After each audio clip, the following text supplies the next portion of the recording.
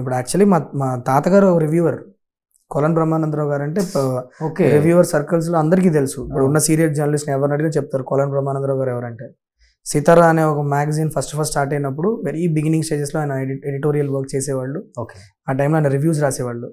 ఏఎన్ఆర్ గారితో, ఎన్టీఆర్ గారితో కూర్చొని ఆయనకు ఆ సినిమా గురించి ఏమనిపించిందని చెప్పి దాన్ని ఎకో సిస్టమ్ డ్యామేజ్ అవ్వకుండా ప్రాపర్గా ఎలా డ్రాఫ్ట్ చేయాలో డిస్కస్ చేసి ఆయన రివ్యూస్ పబ్లిష్ చేసిన ఒక రివ్యూవర్. ఆ ఫ్యామిలీ నుంచి వచ్చిన నేను. I have extreme respect for reviewing and విశ్లేషకులు అంటే నాకు అంత రెస్పెక్ట్ ఉండేది.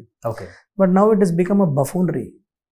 It has now become a buffoonery because it is a race. ఇది కూడా రివ్యూ ఇస్తాడు మళ్ళీ.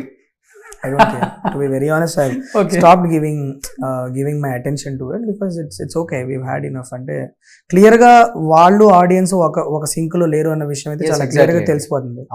RRR నుంచి బాహుబలి 1, 2, యానిమల్, పుష్ప 1, పుష్ప 2 అన్నిటికీ 2.25 ఇచ్చిన వాళ్ళే వీళ్ళందరూ.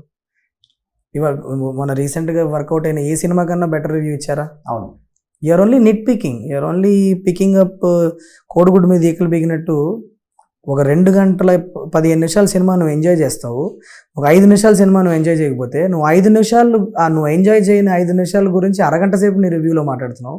నువ్వు ఎంజాయ్ చేసిన 2 or 20 minutes గురించి 2 నిమిషాల్లో దాటేస్తున్నావు. ఎందుకంటే negative cells more on YouTube, they know that. ఇంకొకటి ఏంటంటే ఎక్కువ డైరెక్టర్ ప్లస్లు మైనస్లు ఎక్కువ మాట్లాడుతున్నారు. That's all. మీరు ప్లస్లు మైనస్లు మాట్లాడినా నాకు ప్రాబ్లం లా, కానీ అది ఇన్ఫార్మ్డ్ రివ్యూ అయి ఉండాలంట నేను. దానికి ఒక ప్రాసెస్, దానికంటే ఒక టైం ఇవ్వాలి. నువ్వు రేస్లో పడిపోయి ఆ టైం ఇవ్వకుండా హరిబరిగా చేసేటప్పుడు నీ రివ్యూకి నేను వాల్యూ ఇవ్వని అంటాను. అంతే సింపుల్.